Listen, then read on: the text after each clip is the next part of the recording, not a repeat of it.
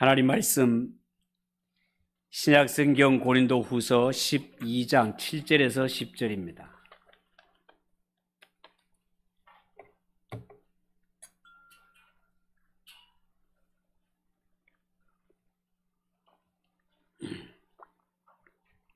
고린도후서 12장 7절에서 10절 말씀.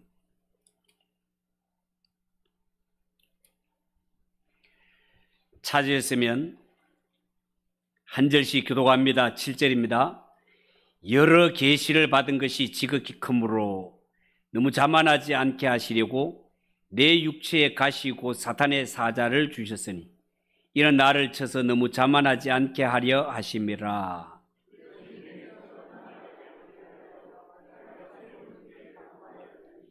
나에게 이르시기를 내 은혜가 네게 족하도다. 이는 내 능력이 약한 데서 온전하여 짐이라 하신지라. 그러므로 도리어 크게 기뻐함으로 나의 여러 연약한 것들에 대하여 자랑하리니 이런 그리스도의 능력이 내게 머물게 하려 함이라.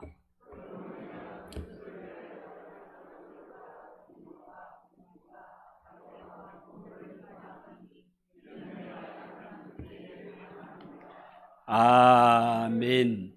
읽은 이 말씀을 가지고 약할 때 능력을 주시는 하나님, 약할 때 능력을 주시는 하나님, 그런 제목으로 말씀을 전하겠습니다. 오늘 읽어드린 이 말씀은요, 영적 자만에 빠져있던 고린도 교회 성도들에게 사도 바울이 하나님은 자신을 겸손하게 낮추며 또한 하나님께 은혜를 구할 때 하나님은 약한 자를 강하게 하시는 은혜와 능력을 베풀어 주신다는 교훈의 말씀이 되겠습니다. 여러분, 성경의 사도 바울은요, 맨 처음에 예수를 핍박하던 사울이었지만 하나님의 부르심을 받아 사도가 된 자로, 사도가 된 후에는 하나님께서 바울에게 많은 환상과 많은 계시를 보여주셨습니다. 그 누구보다도 큰 은혜를 베풀어 주신 대상이 사도 바울이었단 말이죠. 그래서 이 사도 바울은 깊은 영적 체험과 동시에 상당수의 신약 성경을 기록하고 가는 곳마다 전도하며 가는 곳마다 많은 교회를 세운 너무나 훌륭한 사도 바울이었습니다. 그런데 오늘 이 본문을 통해서 깨닫는 것은 바울이 하나님께 받은 은혜가 너무 커서 이로 인하여 그의 마음이 교만해질까 봐 하나님께서는 사도 바울에게 육체의 가시, 다시 말해서 치명적인 약점을 한 가지 두셨다라는 겁니다. 그것이 뭐냐 하면 자세하게는 모르지만 아마도 육체의 질병이 아니었나 그렇게 생각을 합니다.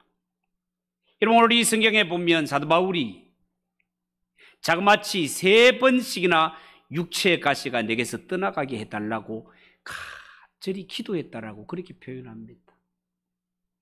이것이 바울에게 얼마나 치명적인 약점 가시였는가 하면 3번을 이 가시를 제하여 달라고 기도했다는 것은 1번, 2번, 3번 했다는 말이 아니고 이 성경의 3이라는 숫자는 완전 숫자이기 때문에 이 일을 두고 사도 바울이 하나님 앞에 얼마나 간절히 얼마나 많이 기도했는지 모른다, 그런 뜻이 되겠습니다.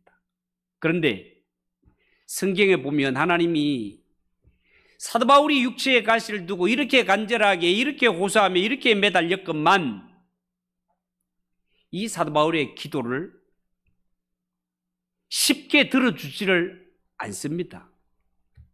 오히려 성경에 보면 하나님께서는 사도 바울에게 이 육체의 가시를 뽑아주는 것이 아니라 하나님이 그에게 육체의 가시를 두신 의미를 깨닫게 하셨습니다. 왜 하나님이 너에게 이런 가시를 두었는지 그 의미를 깨닫게 하셨다 말이에요. 여러분, 오늘 고린도후서 12장 9절을 한번 보십시오. 9절에 보면 내 은혜가 네게 족하도다. 이는 내 능력이 약한 데서 온전하여 짐이라 하신지라. 그러므로 도리어 크게 기뻐함으로 나의 여러 약한 것들에 대하여 자랑하리니 이는 그리스도의 능력이 내게 머물게 하려 함이라. 이 육체의 가시로 인하여 너에게 그 하나님의 크신 은혜가 떠나지 아니하고 늘 너 위에 머물러 있느니라. 하나님은 그렇게 말씀하십니다. 여러분, 사도 바울이 성경의 육체의 가시로 인하여 많은 고생을 한 것은 사실이지만, 그러나 분명한 것은 이 육체의 가시 약점을 통하여서 오히려 하나님의 많은 능력과 기적이 나타난 것이 사실이라는 것입니다. 여러분, 사도 바울이 행하는 일들을 보면 사도 바울 앞에 귀신이 쫓겨갑니다. 무서운 질병이 떠나갑니다. 심지어 죽었던 자가 살아나는 역사가 일어나는 것을 보게 됩니다. 이처럼 하나님은 우리가 약하고 부족할 때 오히려 우리로 하여금 강하게 하시고, 하나님 앞에 겸손히 자신을 낮출 때 큰 일을 행하시는 하나님이시더라, 그 말입니다. 믿으시기 바랍니다. 여러분, 성경에 나오는 위인들, 이 위대한 인물들은 모두가 인간적으로 볼 때 훌륭하고 좋은 환경에서 부름을 받은 것이 아니라는 것을 알 수 있습니다. 여러분, 믿음의 조상이라 불리었던 아브라함도 알고 보면 우상 공장을 운영하는 아버지의 아들이었습니다. 그 출굽의 위대한 영웅이었던 모세도 살인자였습니다. 다윗은 아버지의 양을 맡아 깊은 산골짜기에서 양을 치던 목동이었습니다. 구약의 위대한 선지자들 가운데로 농사꾼도 있었고요, 별의 별 사람이 다 있었습니다. 그렇지만 하나님이 이 한 사람 한 사람들을 붙잡으시고 얼마나 위대하게 쓰셨습니까? 예수님의 제자들 가운데는 다수가 갈릴리 바다에서 고기를 잡던 어부 촌놈들이었고요, 그 가운데는 죄인이라 불리던 세리도 있었습니다. 그렇지만 이 하나님의 백성이 될 수 있는 천국 복음을 예수님은 이를 통하여서 증거하였으며, 이들을 통하여 이 땅에 교회가 세워지도록 역사하셨습니다. 이런 사실을 돌아볼 때 하나님께서는 얼마든지 약한 자들에게 능력을 주시고 강력하게 하시며, 천한 자들을 들어서 얼마든지 존귀하게 사용하시는 네가 하나님이심을 믿으시기 바랍니다. 우리가 믿는 하나님, 그런 하나님이시단 말이에요. 오늘 이 본문을 통해 우리가 첫 번째 살펴볼 것은, 하나님은 우리로 하여금 교만하지 않게 하시기 위해 때로는 육체의 가시도 주시는 분이다 라는 겁니다. 여러분, 오늘 7절을 보십시오. 7절에 여러 계시를 받은 것이 지극히 크므로 너무 자만하지 않게 하시려고 내 육체의 가시 곧 사단의 사자를 주셨으니 이는 나를 쳐서 너무 자만하지 않게 하려 하심이라. 사도 바울이 그렇게 고백했습니다. 말씀드린 대로 사도 바울은 하나님으로부터 너무나 큰 은혜를 받았습니다. 천국을 체험했습니다. 남들이 체험하지 못한 능력과 계시를 받았습니다. 그런데 문제는 하나님께 은혜를 받은 자들 중에는 받은 은혜를 감당치 못하여서 때로는 교만해지고, 교만함으로 말미암아 받은 은혜를 다 쏟아버리는 이런 자들이 얼마든지 있단 말이죠. 심지어는 은혜를 끼치라고 은혜를 받았건만 받은 은혜로 남들에게 상처를 입히는 자들도 없잖아 있더라는 것입니다. 그래서 하나님은 하나님의 사람들에게 은혜를 주실 때 받은 이 은혜로 교만하지 못하도록 그 사람에게 때로 육체의 가시를 주실 때가 있더라 말입니다. 오늘 성경의 사도 바울도 받은 바 은혜가 너무 커서 이 받은 은혜로 하나님 앞에 너무너무 교만해 줄 수 있기 때문에 하나님께서는 그에게 육체의 가시를 두셨다는 겁니다. 이것이 구체적으로 어떤 가시인지는 몰라도 성경을 토대로 볼 때 바울은 이 가시로 인해서 많은 고통을 감수해야 되었던 것 같습니다. 혹시 여러분들 중에 신앙생활을 하면서 기도하는 가운데 하나님, 내가 지금 이렇게 큰 문제를 겪고 있고 아픔을 겪고 있건만 왜 이 문제를 해결해 주지 않습니까?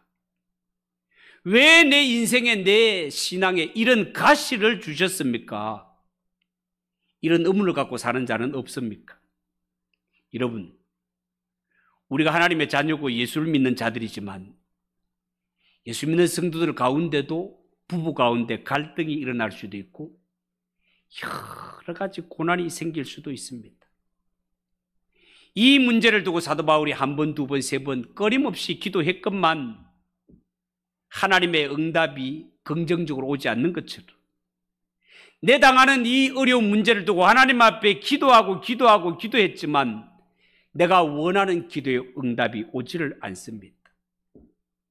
여러분 자신을 돌아보십시오. 틈만 나면 마치 가시처럼 나를 콕콕 찔러서 고통스럽게 하는 이러한 부분이 있지를 않습니까? 그렇지만 나에게 이런 가시가 있다고 해서 하나님이 나를 사랑하지 않으시는가? 하나님이 나를 버리셨는가? 이렇게 생각하지 마십시오.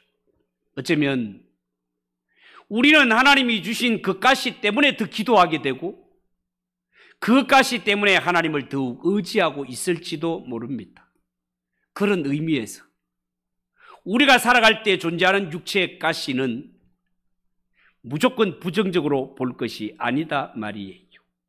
때로는 우리가 자신도 모르게 교만해질 때 하나님이 내게 주신 육체의 가시가 마치 자동차의 브레이크처럼 우리를 쿡쿡 찔러서 위험을 막아주는 역할을 해준단 말이죠.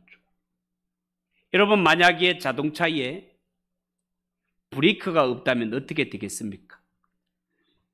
잘 달릴 때 기분이 좋을지 모르지만 대형 사고로 이어지겠죠.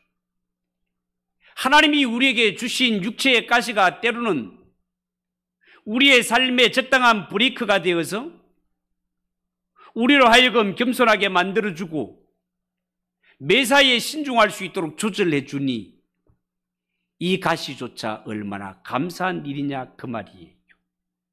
사랑하는 성도 여러분, 돌이나 나무로 뭔가 아름다운 작품을 만들기 위해서는 그게 날카로운 칼을 갖다 대고 끌을 갖다 대고 사포로 문질러 가면서 따듬어야 하지 않겠습니까? 사람도 마찬가지입니다. 위대한 인물이 하루아침에 태어나는 것이 아닙니다.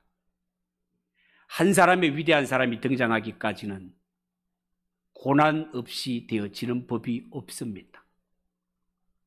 가을날 한 톨에 알밤 하나가 탄생하기까지도 껍질이 벗겨지는 아픔이 있었던 것처럼 이 땅의 위대한 인물은 그냥 되는 것이 아니라 고난을 통하여 되어지는 것입니다. 이런 인생은 가시를 통하여 더욱더 빛나는 인생이 된다는 사실을 믿으시고 하나님이 주시는 가시라면 그 가시도 나를 유익하게 하기 위해 하나님이 주셨다는 사실을 인정하시기 바랍니다. 두 번째 생각할 것은 내 은혜가 네게 족하다고 말씀하십니다. 여러분 8절 9절을 한번 보십시오. 이것이 내게서 떠나가게 하기 위해서 내가 3번 주께 간구하였더니 나에게 이르시기를 내 은혜가 네게 족하다. 이는 내 능력이 약한 데서 온전하여 짐이라 하신지라 그렇게 말했습니다. 바울에게 있어서 이 육체 가시가 얼마나 고통스러웠던지 3번씩이나 아니 수도 없이 기도했다고 합니다. 하나님 제발 이 어려움을 나에게서 제하여 주세요. 제발 이 가시를 빼주세요라고 그렇게 기도했건만 하나님이 쉽게 기도를 들어주지를 않습니다. 여러분 기도라는 것은요, 기도는 우리가 하지만 응답은 하나님이 하십니다. 그렇기 때문에 우리가 구하는 기도가 하나님의 마음에 합당치 않으면 3번이 아니라 30번을 기도해도 하나님이 들어주시지 않습니다. 육체의 가시 그것이 오히려 너에게 유익하기 때문이라고 하십니다. 여러분 하나님은 우리에게 은혜를 베푸시며 그 받은 바 은혜를 감사히 생각하고 감사하며 살라라고 말씀합니다.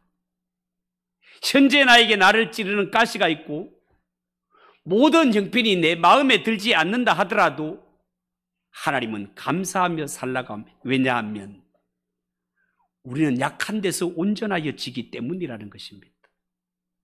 그 가시에 찔려 아픔이 있고 고난이 있기 때문에 우리는 하나님 앞에 더 겸손해질 수 있고 이로 인하여 하나님께 더 기도하게 되고 하나님을 더 가까이 하게 되기 때문에 그렇습니다. 성경은요, 하나님을 가까이 함이 네게 복이라고 그렇게 말씀하지 않습니까? 여러분, 신약 성경 디모데전서 6장 6절 8절에 보면 이런 말씀이 있습니다. 그러나 자족하는 마음이 있으면 경건은 큰 이익이 되느니라. 우리가 세상에 아무것도 가지고 온 것이 없음에 또한 아무것도 가지고 가지 못하리니 우리가 먹을 것과 입을 것이 있은즉 족한 줄로 알 것이니라. 그렇게 말했습니다. 현재 있는 나의 상태를 만족하고 기뻐할 수 있는 자, 그가 하나님 앞에 진정한 부자라는 것입니다. 여러분, 한자 말에 지족자 부라는 말이 있습니다. 지족자 부라는 말은 현재 내 상태에 만족하며 감사할 줄 아는 자, 그가 진정한 부자라는 뜻이 되겠습니다. 어떤 심리학자의 말에 의하면요, 사람들 중에는 약 95% 정도가 열등감에 시달리며 살아가고 있다고 합니다. 어떤 사람은 자신의 외모에 대하여서 만족하지 못하여 성형수술을 몇 번씩이나 해보지만 그것도 만족하지 못하여서 신체 변형 장애증이라는 병에 시달려 살아간다고 합니다.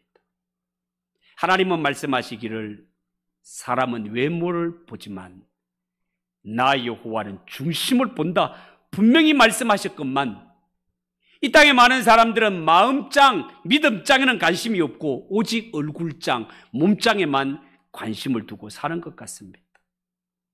여러분, 사람은 어쩌면 완벽하게 잘생긴 사람보다가 오히려 얼굴에 흑점도 많고 뭔가 좀 부족한 사람이 훨씬 기쁨과 웃음을 주지 않습니까? 언제가 한번 방송에 보니까 개그맨, 사람을 웃기는 재주를 가진 개그맨들 가운데는 말입니다, 그들이 담당하는 부분이 있어요. 개그맨들 가운데서도 얼굴이 잘생겨서 역할을 하는 개그맨도 있고 어떤 사람은 목소리 흉내를 잘내서 유지하는 그러한 개그맨이 있는 반면에 어떤 개그맨은 얼굴이 너무너무 못생겨갖고 뽑히는 개그맨이 있는데 그 가운데 대표적인 3명이 있어요. 첫 번째가 옥동자, 정종철. 옥동자 아시죠? 얘가 전도사님의 권유로 개그맨 갖는 애입니다. 지금은 애도 아니죠. 그런데 이 옥동자도 잘생긴 얼굴이 아니고 못생긴 부류에 완전히 선두를 달리는 그런 개그맨이에요. 그런데 모든 개그맨들이 부러워하고 불만이 많은 것이 자기네들은 개그맨이 되기 위해서 몇 번씩이나 떨어지고 난 후에 통과가 됐는데 정종철이는 단 한 번에 그냥 바로 통과돼가지고 개그맨이 된 거예요. 얼굴로. 그 얼마나 큰 기쁨을 줍니까? 그런데 정종철은 그래도 또 잘생긴 얼굴이라. 그보다 더한 사람이 누군가 하면 오지헌이라고 있습니다. 오지헌 아십니까 혹시? 민이라고 해 뭐 이런 애가 하나 있어요. 이 오지헌이는요, 개그맨의 선을 보기 위해, 심사를 받기 위해 문을 열고 들어오는데 뭔가 보여주지도 않았어요. 문을 열고 들어오는 순간 심사위원들이 합격! 이래가지고 바로 합격된 것이 오지헌입니다. 얘들이 다 예수 잘 믿는 애들이에요. 예수 다 잘. 그런데 제가 얼마 전에 방송을 보면서 더 놀란 것이 정종철이는 첫 번째 합격을 했고 오지헌은 문 열고 들어서자마자 뭔가 보여주지도 않았는데 합격했는데요. 개그맨 가운데는 오정태라고 있습니다. 오정태. 웃는 분들은 아시는 분들이에요. 오정태라고 있어요. 오정태는 개그맨으로 얘가 출발하려고도 하지 않고 그냥 길거리를 지나가는데 심사하시던 하시는 심사하는 분들이 2층에서 길거리 가는 오정태를 보고 합격! 이래가지고 뽑은 애가 오정태랍니다. 오정태. 그런데 여러분, 얘네들이 방송에 나와서 얼마나 큰 기쁨을 주고 있습니다. 앞으로 AI 시대가, 지금도 AI가 놀랍게 지금 이렇게 참 발전을 하고 있습니다만, AI가 되면 정말 사라질 직업들이 정말 너무너무 많습니다. 놀라운 것은 변호사 이런 직업들이 앞으로 사라지게 된다라는 이러한 보고를 듣고 깜짝 놀랐어요. 이 변호사 아무나 된 겁니까? 공부 1등 하지 않으면 못 가요. 그런데 요즘은 AI가 얼마나 정보 처리가 신속하고 정확한지, 이런 자료는 변호사들이 모으는 자료보다가 훨씬 더 많이 하기 때문에 앞으로 변호사는 사라질 직업이 될 수도 있다는 이런 통계를 보면서 정말 깜짝 놀란 적이 있습니다. 그런데 사람의 아픔을 치료해주고 웃음을 주는 이런 직업은 기계로 대체되는 것이 아니라는 것입니다. 그러니까 연예인들 가운데 이렇게 얼굴은 못생겼지만 이들의 직업은 걱정할 것이 없어. 많은 사람에게 기쁨을 줄 수 있다는 거예요. 여러분, 얼굴이 잘생겨서 사람들에게 기쁨을 주는 것이 아니라 부족함이 있어도 이렇게 많은 사람을 유익하게 하는 것처럼, 여러분, 때로 우리가 부족하고 어려운 이러한 문제가 있다 하더라도 절대로 이런 것 때문에 열등 속에 사시지 마시고, 하나님이 내게 주신 것이라면 이 모든 것이 합력하여 선을 이루신다는 사실을 믿고 주어진 것으로 하나님께 감사하며 살아갈 수 있는 성도 되시기를 주님의 이름으로 축복합니다. 한 가지 더 말씀을 드리면, 내가 약할 때 하나님의 능력이 나타난다는 것입니다. 여러분, 9절 10절을 한번 보시죠. 9절 10절. 그러므로 도리어 크게 기뻐함으로 나의 여러 약한 것들에 대하여 자랑하리니 이는 그리스도의 능력이 내게 머물게 하려 함이라. 그러므로 내가 그리스도를 위하여 약한 것들과 능욕과 궁핍과 박해와 공고를 기뻐하노니 이는 내가 약한 그때에 강함이라. 그렇게 말했습니다. 사랑하는 성도 여러분, 하나님은요, 인간인 우리가 스스로 잘났다라고 생각하고 내 힘으로 모든 것을 할 수 있다고 생각할 때는 하나님이 손을 거두고 잠잠하십니다. 그러나 하나님 앞에 나의 부족을 고백하며 하나님이 안 도와주시면 나는 아무것도 아닙니다. 겸손히 하나님께 도움을 요청하는 자에게 하나님은 함께 하시고 은혜 베풀어 주심을 믿으시기 바랍니다. 오늘 이 성경에 보면 가시가 있어서 아프고 고통스러운데도 불구하고 사도 바울은 이를 인하여 기뻐했다라고 말했습니다. 냉정하게 말하면요, 이 육체의 가시도 하나님이 아무나에게 주는 것이 아니란 말입니다. 하나님 앞에 특별한 사람, 하나님의 사람으로 택함을 받은 사람, 하나님이 앞으로 더욱더 귀하게 쓰실 사람에게만 하나님이 육체의 가시를 준다는 것입니다. 그러니까 육체의 가시를 가진 것도 하나님 앞에 복이 된다는 것입니다. 사도 바울은 이 원리를 너무나 잘 알았기 때문에 나에게 가시를 주신 하나님, 이 가시로 인하여서 내가 기뻐하고 하나님 앞에 나는 약한 것을 자랑하겠다라고 그렇게 고백했던 것입니다. 여러분, 보통 사람은 자신의 약점, 약한 것을 자랑하지 않습니다. 자신의 약점과 부족한 것은 될 수 있으면 숨기고 감추려고 하지 않습니까? 그리고 자신이 내세울 만한 것을 자랑하기를 원합니다. 그런데 반대로 성경은 너의 약한 것을 자랑하라는 것입니다. 하나님 앞에 설 때마다 하나님, 나는 약한 자입니다. 하나님, 나는 부족한 자입니다. 하나님, 나는 가진 것이 없습니다. 하나님이 날 외면하시면 나는 먼지 같은 존재입니다. 하나님, 제발 날 불쌍히 여겨주시고 하나님, 날 도와주십시오.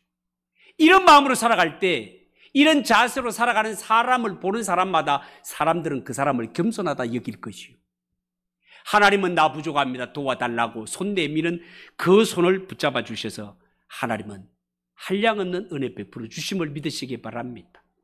역대상 29장 12절에 이런 말씀이 있어요.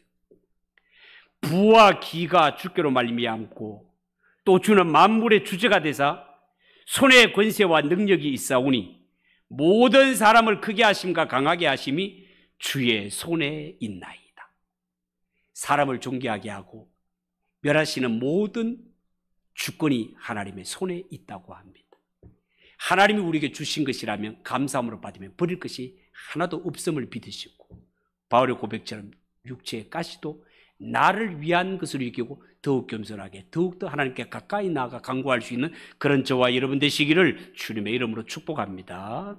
기도하겠습니다. 하나님 아버지 은혜를 감사합니다. 오늘 하나님 찬양과 경배로 영광 돌리게 하시고 이 시간 하나님 약할 때 능력을 주시는 하나님에 대해서 말씀을 전하였습니다. 하나님이 주신 것이라면 육체의 가시도 우리를 유익하게 하고 축복의 통로가 됨을 말씀을 통해 깨닫습니다.